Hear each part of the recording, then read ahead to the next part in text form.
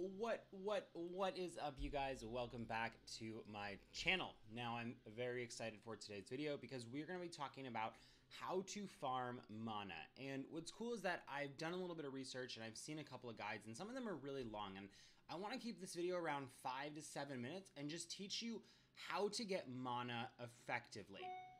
So first things first, mana is fantastic for powering up your runes. It's really useful for evolving your monsters, and you're going to need it. But I think that there's two things to know. And the first is that there's an energy efficient way to farm mana, and then there's a time efficient way to farm mana. And so I want to start with the time efficient way, and that is to go into the Dimensional Rift on hard. Now, if you have Loppies on the runes that you use for that you get from the game, the Revenge Vampire runes, you can clear most of the dimensional rifts. However, if the other team has an elemental advantage like all wind, you may want to bring a backup monster unless you've got another lead monster that can really crush it for you. So I'm actually going to bring in Savannah. And then the other thing is, if you're going to farm the dimensional rifts, it's probably worth it to bring in additional monsters and use a XP booster. So I happen to have an experience booster that I'm going to use. When you're farming mana, you really want to have an experience booster in play, and we'll talk about why that is in a minute. So I'm going to go through the Dimensional Rift real quick just to kind of show you. And what's really important about the Dimensional Rift is that you make sure, if you're farming for mana, that you have a team that can actually clear all 5 stages. If you end up dying early, not only is it a bummer, but you don't get as much mana.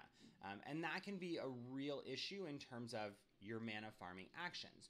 So the thing about this is that it's the most time efficient.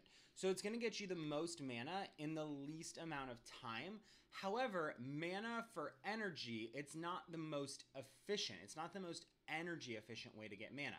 So what I usually do is I stock up my energy and I stock up my dimensional stones that allow me to go into the Dimensional Rift.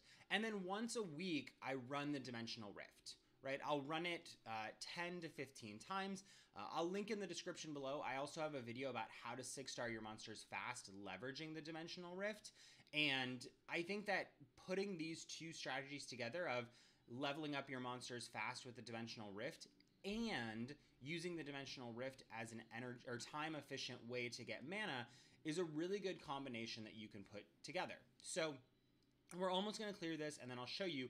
Usually you get about 25 to 30,000 mana stones, which is not bad. That means that if you fill this up, you spend 5 days collecting the stones, get to 12 stones in your inventory, which you can do over 4 days, and then on the 5th day you get another 3. You can run this 15 times and be getting anywhere from like 400 to 450,000 mana in 25 to 30 minutes, depending on the strength of your team. So you're going to see right here, we just got a heck of a lot of mana. Mana, 27,000. So that's the first way to do it. The second way to get mana is to run the dungeons and sell your runes. Now, this is the most energy efficient way, and I won't make you sit here while I run a dungeon, but you really want to be running Giants B10, Dragons B10, Necro B10, and basically you want to sell off your runes. And at the end of this video, I'm going to give you a really quick and dirty guide on how to like sell your runes efficiently.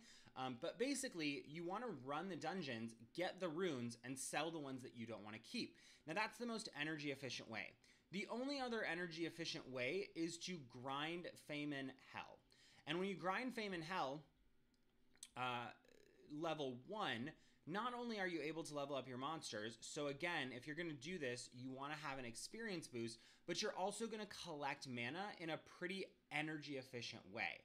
So we just spent 30 energy to get about 27,000 mana, which is just under 900, or just about actually 900 mana per energy. Now here, we spent 5 energy, and we're going to see how much mana we get, because I want to do this in real time with you. And you're going to see that this is actually a super energy efficient way to get mana as well. Now, the reason that the dungeons are also super energy efficient is because you have to grind dungeons, right? There's no other way to progress in this game other than to grind the dungeons. So if you're grinding the dungeons, you're going to progress at a much faster rate in the game. So this is going to level up your monsters. That's going to get you in the dungeons. The dungeons is going to help you get your runes to level up those monsters. And so this is going to be the most energy efficient way to get mana. And so we just spent 5 mana and got about 1,800, we spent 5 energy, got 1,800 mana. We got about 600 mana per energy. So not as energy efficient as the Dimensional Rifts, but still more energy efficient in the sense that it's going to get you monsters fast.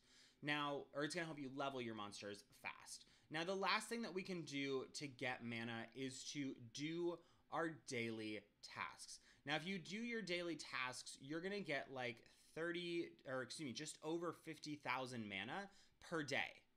That is over 300,000 mana per week just for doing the stuff that's going to move you forward in the game, not to mention getting you some crystals and some dimensional stones, okay? So once we've kind of talked about that, to me, those are the 3 core ways to grind mana. That's it. There's the Dimensional Rift for time, there's the dungeons and selling runes for energy efficiency, and then there is the time and energy efficiency, which is grinding Fame and Hell, and then your daily tasks are going to get you additional mana.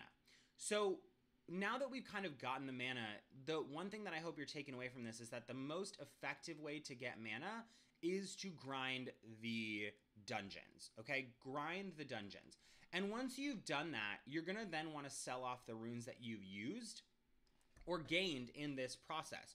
So first things first, you never really want to power up blue runes unless they're 6-star or slot 2, 4, or 6, okay? You never really want to power up a blue rune unless it is a highly powerful percentage or speed-based rune in slot 2, 3, or 4.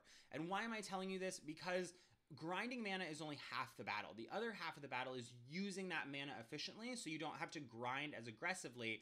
You're using it in an effective way. So first rule of thumb is only power up orange and purple runes unless it's a 6-star blue rune in slot 2, 4, or 6 with a percentage. Second way to get energy is I do a weekly rune cleanse. So from doing events, from doing guild wars, from doing the world boss, you're also going to get some runes that aren't really worth anything, okay? And what I mean by that is there are 3, 4, 2-star, 1-star runes. So if we just go through my runes, you're going to see that I've got a couple of 3-star runes that I've just acquired over time. So another way to kind of grind for mana is to do a weekly rune cleanse. And I go through my runes on a weekly basis and I cleanse. And I get rid of any 5-star runes that are flat stat and not valuable.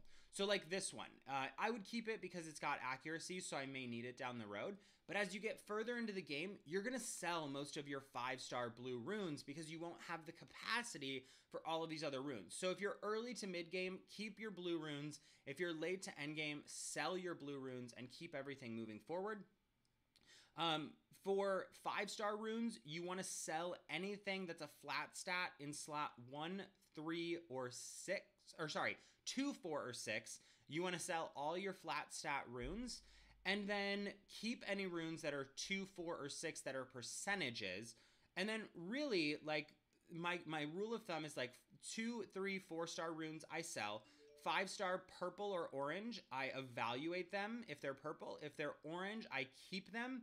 If they're 6-star in purple, I evaluate them.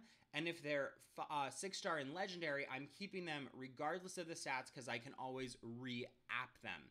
Now, this is just a quick and dirty run through of how to refresh, cleanse, sell the runes that you're getting from Giants, Dragons, and Necro. I'll link in the description below to a complete rune guide that I have on when to sell, how to sell, when to keep a rune, and that's going to take you to the next level in terms of managing your runes. I just wanted to do a little quick 2 to 3 minute overview of how to manage your runes. So there you have it. That is how to farm mana. Quick recap, run the Dimensional Rift, run the dungeons and sell the runes, do the daily rewards, grind Fame and Hell, and then be strategic about which runes you power up, do a weekly cleanse, and a regular sale of your runes as you grind the dungeons. So that is how I personally farm mana. I hope you found this video helpful. If you did, do me a quick favor. Make sure to like, comment, and subscribe. Drop a comment below and let me know if you got a good takeaway.